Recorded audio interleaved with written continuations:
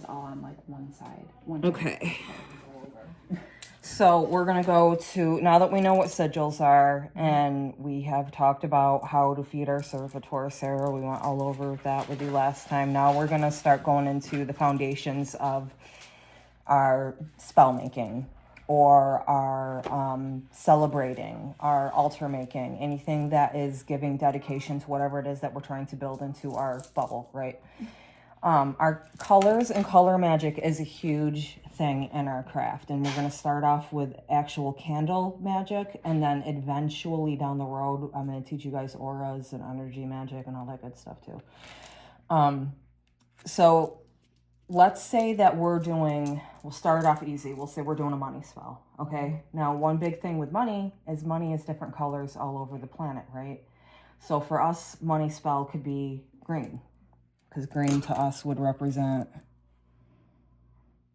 it didn't print the colors, right? So just pretend that's green. So that's what green would embody for the energy of us. You know, it's nature, physical, healing, money, abundance, fertility, growth. So the biggest thing you would think of is the whole idea of money is growth, right? So that is what we're embodying for the actual spell. We're going to focus on growth and what tunes in with growth. Growth, abundance, okay? So we will get our green candle. We have our green candle. So then we would go and we would make our sigil. Pause on that. So we want to have our money spell have the biggest energy force it could possibly have. So now we're going to choose what is the best time for us to be able to do the spell. Hang on one second.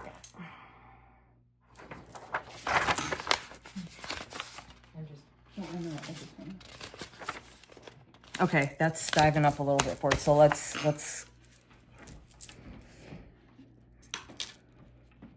Okay, so we're going to do the money spell. We have our green candle. We're focusing on prosperity. If we were going to do like a big ceremonial, intentional big thing, we would want to, this is what I'm teaching you guys today, is when would you want to do it? So let's go over to our moon signs. Okay. The little pink bubble right in through here to just start. We're going to start big and we're going to work our way in. So for you guys, when you look at this, what sign to you speaks abundance?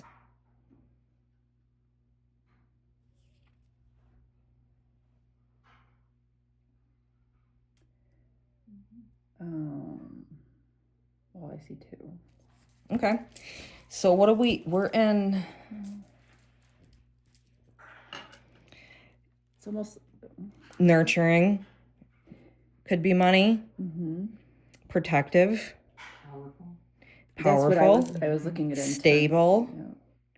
So basically, if you're doing a huge ceremony, you're going to go to, okay, what energy of the months would embody this the most to me?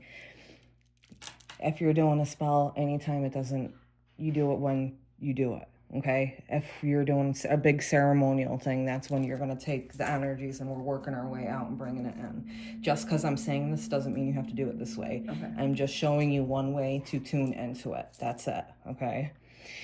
So then that will tie into when we go to our Sabbath celebrations, okay? When we do our Sabbath celebrations, each time of the year, each month that it ties into is going to have different meanings, right? So we're going into embolic, which is going to be Aquarius and Pisces, okay? So embolic celebration, we would focus on, okay, what type of intentions can we do for spells during that ceremonial? Do we need more compassion? Do we need to be more sensitive? Do we need to tune in to make somebody else more sensitive? Like, so that would be a very great time to practice energy work when it comes to empathy, sensitivity, or if you're dealing with somebody that's a dick and you want them to be more sensitive or empathetic, that this is the perfect time of year to work on that type of spell work. It's coming right up.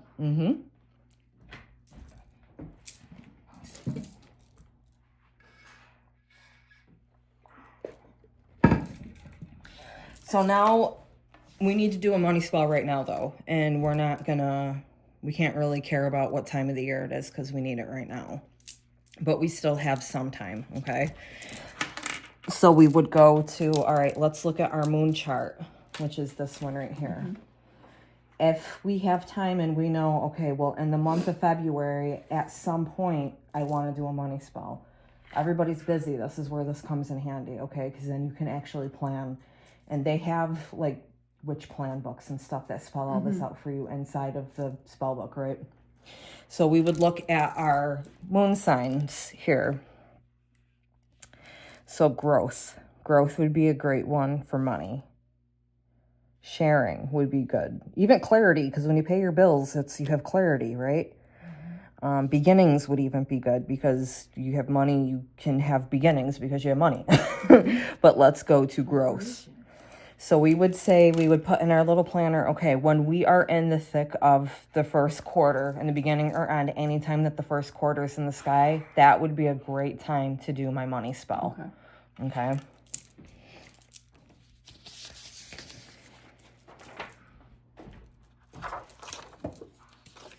So it can be any first quarter moon? Yep. Okay, it doesn't have to be during the spring equinox? No, you can take any, I'm just giving you a wide outline. Remember, it's just like the idea, the bigger the spell, the bigger the candle, right? So the bigger the spell, the bigger the intention, the bigger the energy. You can do a spell right now for money. If it's something that's huge in your life, this is when you break it down of what time of the year, what moon sign, what fucking birth chart sign, all that stuff will correspond with the energy that goes into it. That's why there's ceremonial magic. And you bring the group together and you all do one big spell for something. And that's what our gatherings for the Sabbaths will be. Okay. We'll all go into, because each Sabbath has a different intention, we'll each be creating our own like totem thing that we'll be bringing to the celebration. All the intentions are the same, but they're different, right? But because our energies are all the same, you have energy times 4 going into what we're trying to grow, and that's the plus side of a coven. Okay. You know, you could argue that because you're in a coven, you don't have to be so obsessed with staying on track with the energy, because when I put in the group, right? Anytime I do an incantation, anytime I talk with Lilith, anytime I do anything, when I'm wrapping up, I'm asking her, watch for my sisters. So I'm giving you guys some of my energy into that energy that I just projected out into the earth. And you'll know it because your ears will ring. Were you doing this the other day? Because I kid you not, I don't remember even where I was, and my left ear went nuts. It went nuts. And I was like, I think I was at work or here or something, and I looked it up and it had the spiritual meaning to it because I looked up what that was. Yep. I was going to ask you too, and I forgot because, I think we ended up in the ER. And, and everybody, spirit can work in many different ways too. Spirit can be very subtle as well. And as you do different forms of divination too, you guys will figure out how spirit and how your goddesses tie into you. I tend to find that if I'm projecting energy, that's how it's going to go. You're going to get a twinge in your head. Your ear's going to ring. It could be your fingers get cold. It could be your fingers get hot. It could be you get an itch on your nose. You will figure it out because it will be consistent to you and your personal relationship with spirit. Okay. So we're going to kind of bypass the reading my birth chart. That's something that you guys can do on your own. Yeah, I got to figure that out. But what we are going to do is go to your really terrible printout of your actual birth chart. And this is your personal birth charts. Okay. So when you go to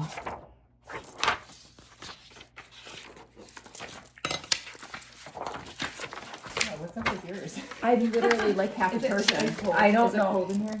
It's fine. You want me to turn it? It's fine. no, cold is good. Okay. All right, so you guys all have your birth chart, I feel like this is my brain. but you all have this printout right here as well. Yes.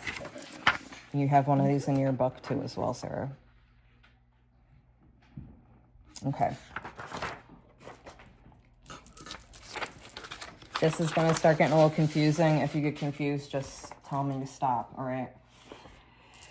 So everybody has a sun sign. We all know what our sun sign is. Do you see what I just opened up to? There you go. I forgot this was in here. Your sun sign is the energy that you project out to the people around you, okay? But you could also argue that your moon sign is more important than your sun sign because your moon sign is your emotional reaction and that you show to the people that are closest to you. So this is the sun projects to the universe.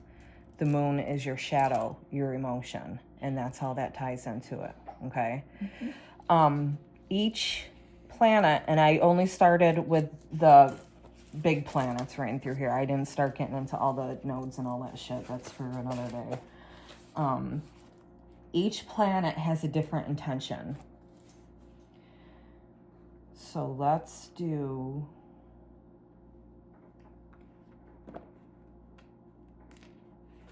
We'll just start. We're doing our money spell, so let's see. Okay, so we're doing our money spell. So now we're working with sigil magic, okay? So we're gonna go to Saturn.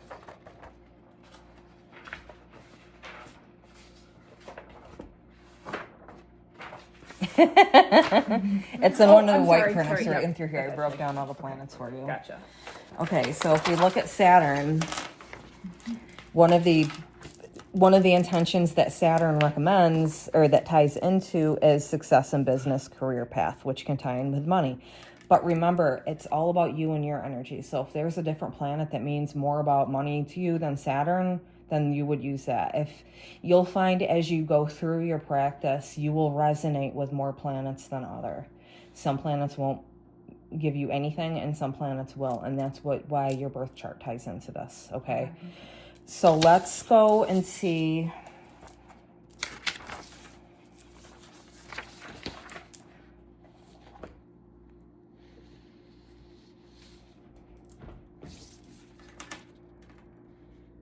All right, well, let's just talk about Saturn for a minute. Okay, so we have the planet Saturn right here. We see the seal. The seal is a sigil created representing Saturn, created by its magical square. Its magical square is its numerology breakdown of the planet, okay? If you're working with Saturn, that sigil is what you would put on your candle or put with your spell or write with your paper or whatever. Also the symbol as well. If you want to use the symbol instead, you could carve, you're doing a money spell. I'm going to carve, Adrienne, when you were asking about multiple sigils. Yeah, that's what I was just going to say. So these would go into whatever my sigil is for, like, you could I add have it. Money, and then whatever my thing is, I can add You could in. make, yes, yeah, absolutely. Okay. You could make your own sigil like we just did with Jess's, and you could add that sigil into that sigil if you wanted to make a big monster one. That takes too much brain power for me, but there are some beautiful, and you'll see them online, there are some amazing, humongous, detailed sigils, and that's what that is. In your spell work, you could do this here. So you could do your symbol on your candle and your seal on your candle, right? But what we're going to do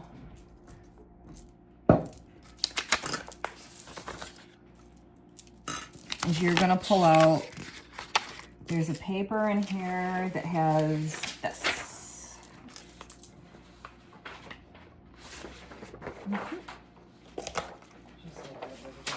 Saturn's a great one to start with too because it's the smallest. A little baby one. Yep. Okay. When you're creating your sigils, you're still sticking with your number breakdown.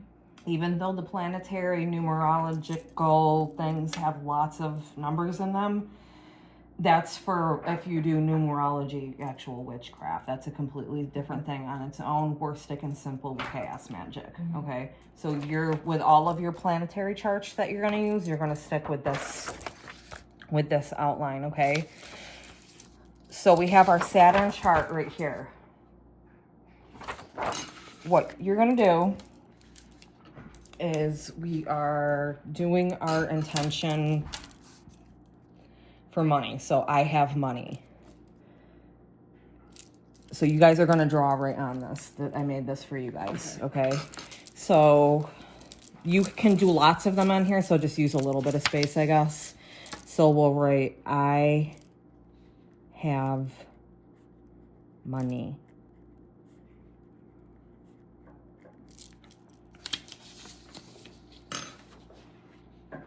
And then just like our layout of the sigil, we're going to cross out the vowels.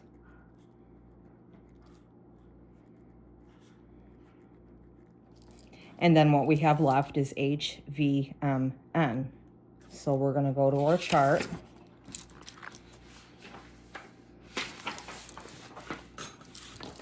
So our H is 8. Our V is 4. Our M is also 4. And our N is 5. So now you'll go to your Saturn, which is magic box, whatever they call it. And remember, the beginning of your sigil is an open full moon, and the closing of your sigil is a dark moon. So you're going to take this, and you're going to make it there. Like draw my open moon around it. Yep, Right. So you'll do the open moon. We'll start right at 8. Okay. So then we're going to draw to 4. Now, when you have doubles right there, you can do 2 lines next to it if you want, or just use 1 line. It's whatever feels right to you. And then from there, you'll go to 5. Oh, I did this backwards, Sarah. That's supposed to be an open. Pretend that's open like that. So then the 5 will be a closed moon. So that on top of it would be your sigil that you would use for your spell. Now, the nice thing of working with planetary magic like this, of what you just did, is it takes that much more energy. So it's that much more energy that's put into the spell. So that's why diving a little bit deeper into doing these things, bigger candle, bigger spell, bigger energy, bigger intention, okay? Mm-hmm. So then if we're going to set up our little altar for our spell, what are we putting our sigil on? Candle. What kind of candle? Green. Yes! That has not been burnt yet. That has not been burnt, right? That is right. Now, like your servitors, if you want to keep your spell alive, just like the servitor, you carve your candle, you put it in there, and then you feed it. You can remeditate with it by lighting it. Lighting it in itself is working with it. So when you get home at night, doing magic is simply lighting that candle, standing there for a second, and saying, I have money. And that's it. Leave it lit. And then before you go to bed, put it out. Mm-hmm. That's doing magic. What do you do when the candle runs out? Like, do you like replenish? You can do a whole new same spell when it's out. Mm-hmm. When the spell ends, when the candle is done, when you blow the candle out, you're supposed to get a snuffer. Snuffers are the best. I gotta get one of those. Girl, I just got one, okay? I was at the dollar store, I couldn't find one. I was at Wegmans, I couldn't find one. And I don't go much further. If she's not done yet. They have a good one, Joanna Gaines, whatever you call it, Magnolia. They're really cute. The whole set. The idea with a snuffer is that when you blow your candle out, you're blowing your energy off of it. Yes. You know. So what I've been doing is trying to like wave it out, and then I'm like. That's right. That's exactly what you're supposed to do. What feels right to you. Absolutely. Come back. So Buddy, we're just go play in the other room, remember? And when we're done, if you want your present from Sissy, what? Okay, but I can't right now, okay? I'm doing something. Thank you. Okay, so now let's go back to our birth chart breakdown.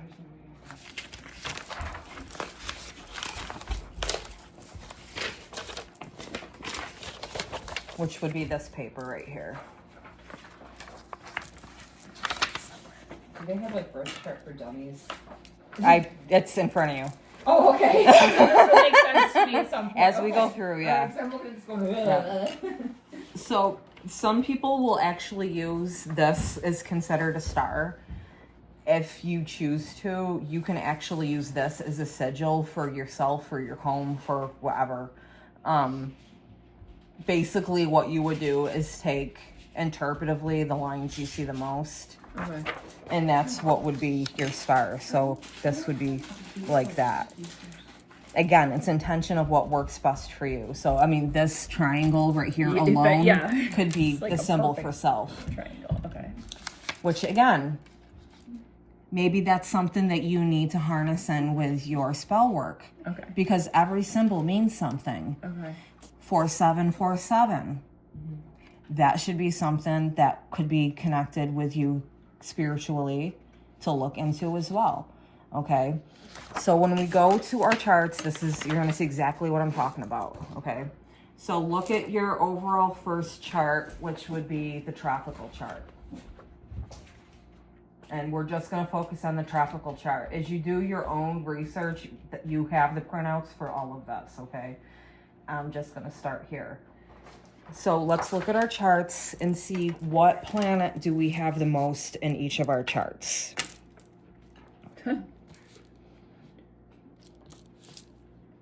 Virgo.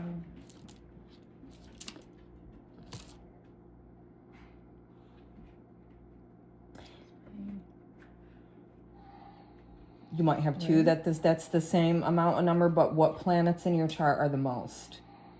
Aside of, well, yeah, and your sun sign, obviously, but... So am I looking over here? Just at the tropical chart.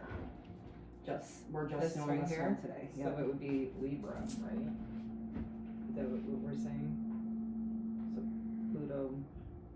Yep, you got Saturn, 3 Libras Mars. in here. Yep, Yeah. so just put a little line right next to Libra just so it stands out for you. So now that you see what is a dominant planet in your sign, now you see what planets would be the best for you to work with your spell work. So then what you would do is say if you're doing a spell to have nice shoes, or no, that's not that stupid, to win a race or something, or just to be healthy. I'm getting too detailed. Say you're doing a health spell, okay? These are your dominant planets that will react the strongest with you. Okay. All right. So mine would be Moon, Mars, Saturn, and Pluto. Oh, well, if we do that, Oh, I see. I've got 3 Cancers too. You I've can got break that down as well. Sun, Yep. Mercury, and End Node. So you have sense? 3 Libras and 3 Cancers? Yeah. Huh, 3. Funny. Oh, yeah, it's my number. Mm-hmm. So I've yeah, got- same thing. So Sun, Mercury, and End Node, right? So then this is exactly what the fuck I was talking about with you. Do you see what the fuck I'm saying? Mhm. It's spelled out right in front of your fucking face. Okay? I have 4 planets that work with me. How many planets do you have in front of your fucking face that work with you? 6. Yeah. And I had 6 people in the reading. Okay? So when you do your spell work, you can use any planet, but these planets are going to work best with you. Okay? And then over here, Mars, Jupiter, Saturn, Lilith. Go ahead, take it. Right? so we have 3. Yeah, Virgo. And then Capricorn's strong, so then your Capricorn and your Capricorn will be strong as well. We So, got another Virgo there. and another, yeah, you got another Virgo. So Virgo is going to be a big energy to work with. So she's working with a ton of Virgo, okay? So when we're doing a spell, any spell, Virgo works well with you. So you will do your correspondings. And we're gonna move on to that. So now we know what planets we're gonna be working with. So my chart, I'd be working with Scorpio, okay? So like I said, you can do any spell under any sign or any under planet, it doesn't matter, but those are the ones that are gonna work hand in hand with you the best. You're gonna get the most energy out of those planets. So that's when you would go back to the breakdown of the planets on the white sheets. And that would help you pick what time you would do. Now, if you look at the breakdown of the planets I gave you, now my big one is Scorpio, so I'm going to work as mine, okay? So my biggest planet is the moon. When you look at the breakdown of your planet, so whatever one that you're working with, sorry, I don't want to confuse you guys. The moon is one of my dominant planets. Each planet that is your dominant planet has an intention, okay? So if I'm going to do an incantation that needs healing, or I want to work on my psychic powers, the best day would be on Monday because that's moon day. So I would do my spell on Monday. I would work with the moon sigil. I would work with what deities tie into the moon. That's who I would call upon, unless you have completely like dedicated yourself to a specific deity, but that's somebody that you could also call upon to work with as well. Now I work with Lilith, so predominantly I work with Lilith. So I more so do my spell work to the moon phases because Lilith is the moon. She's the dark moon. But like I said, bigger spell, bigger candle, bigger energy. So that's when you would tie these in as well. So going back to being busy moms and busy working people, this helps you plan your spell work. So you can look at the calendar and you can say, the moon is in this phase, I'll do that then. So you don't beat yourself up if it's like, okay, well, I was too tired tonight. Well, you didn't plan to do it that night. You know, if you're going to do it 3 Thursdays from now because the moon is in your planet, then you'll go out of your way to make sure you're rested and ready and prepared for that spell. Like you said, the moon is your biggest. How do you tell which one's your... Like if I've got 6 here, how do I tell what's my biggest... The moon is just one of my biggest. Okay, so it would be any of these. So, yep. It's Any of what? Those on that side? Any of Okay. these are your strong planets. Yeah, the moon is just one of mine. I got it, bud. Okay. All right, so any of those. Mhm. It's not like it doesn't go up with these, anything else. Now, if you're doing something, if you want to get specific, say you're doing something relationship-wise, your moon sign is your emotion sign, right? That's what you project out to the universe. You could also include Aquarius in there and do it on the moon. So you could say You're good. the moon would also play into that. The sun and the moon are your 2 dominant planets in your outline, okay? So even though these are dominant planets as well, The moon is always a dominant. the moon is, yes, the moon is always a dominant planet. So you would do your correspondence are your herbs, your crystals, the other things that harness energy that put it into your spell, right? So yours is Aquarius is tied in with the moon. So if you're going to do a spell for emotion and love, you're doing it on your moon spell. Your correspondence are what ties in with your Aquarius.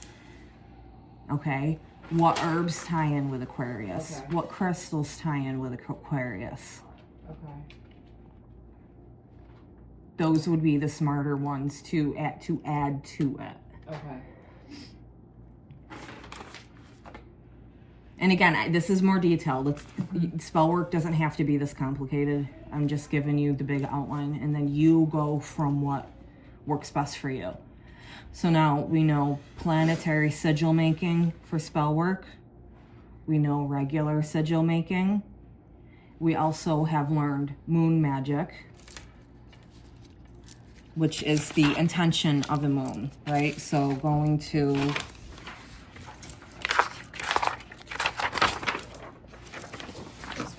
Yep. So you can follow the moon phase in itself and not even do planetary magic. The nice thing about planetary magic is it's very powerful. Very, very powerful. If you're doing an average spell or just something roundabout, the moon is a great outline for harnessing energy, but planetary magic is very dangerous and very, very powerful. As long as you're not putting anything bad out there, like wishing ill on someone, you're pretty much... Depends on who you ask. I mean, if I'm like, I just want, as you know, The this way person to leave me alone. Yep. I'm not wishing ill. Nope. I don't want any harm. Nope. I just said, leave me alone. Look at, you're working, this is what ties in with your deities and your gods that work with you. Mm-hmm. Okay? So just like if Logan came home and said, Mom, I want this kid to stop beating me up on the bus. He can't control what you do to that kid. That's on you. Mm-hmm. All he did was ask you, his protector, for protection. Mm-hmm. So if you're asking Lilith, For protection, it's not... what she does is what she does. That's on her. Okay. And your relationship with that deity is how it's going to be that much of a stronger action and reaction. You might want to work with a god or a goddess or a deity that doesn't want to work with you. You might try to do a spell or whatever and not get any reaction, or same thing with a crystal. You might use a specific crystal that you get nothing from. Mm-hmm. It doesn't mean you're a bad witch. It doesn't mean anything. It just means that for some reason in your stars and your energies, there's just no connection there. So how is it dangerous? Like, what do you mean by that? Like, So like with, hang on one second. Let me make sure. Well, I'll keep recording because it's good for Sarah here too. Like for instance, the more you work with your energy, the more, every time that you do an incantation, every time you do a sigil work, you get stronger and stronger and stronger and stronger, okay? Mm-hmm. Words have power. No, get down. So... No, don't. And that's where meditation comes in, and having a clear mind and taking ritualistic baths and all of that to have clear intentions. Because if you go into an incantation with cloggy, foggy energy and you are not intending to do bad, your energy and your chaos that you put out there could project having your ex-husband and your former best friend lose their houses without intending on having them lose their houses. So you really need to be clear-headed and in a good state of mind when you're doing these. Does that affect your karma? I don't think so. I didn't sit down and intentionally project any negativity out there. Did the universe recognize my karma and my role into everything? Yeah, because karma doesn't miss a beat. or was it just their karma that it happened? It's all, that's exactly not for it. anything. It's all Connected. It's all connected. Yep. It's all connected. But like I said, it's the more effort that you put into something, the bigger the power is going to be. And that's why planetary magic is awesome if you're trying to put a huge dent into something. Your money bowl, you can go home and create your own sigil and add that into your money bowl. You know, you could write it on your money bowl. You could write it on your checkbook. You could draw a sigil on your fucking debit card. Bring that with you everywhere. Make a sigil, keep it in your wallet. You know, it's that energy that you're bringing with you, and this is just a way to pump in a shitload of energy into your spell work. Having said that, ritualistic baths and showers are a huge thing to do before doing any spell work, period. Not so much with meditation. Meditation every night and working on the servitor is one thing, because that's helping you harness yourself. If you're doing an intentional spell, ritualistic baths are really the best. But anything that is taking, you are water, cleansing yourself with water, that is really the best way to step out and then walk into your intention of your spell work. So I mean, you gotta wash your hair. Okay, so Sarah, I think that's a good outline. If you have any questions, text me. If all of this makes absolutely no sense, then I'll come over and do everything else with you. Okay, I love you. Feel better.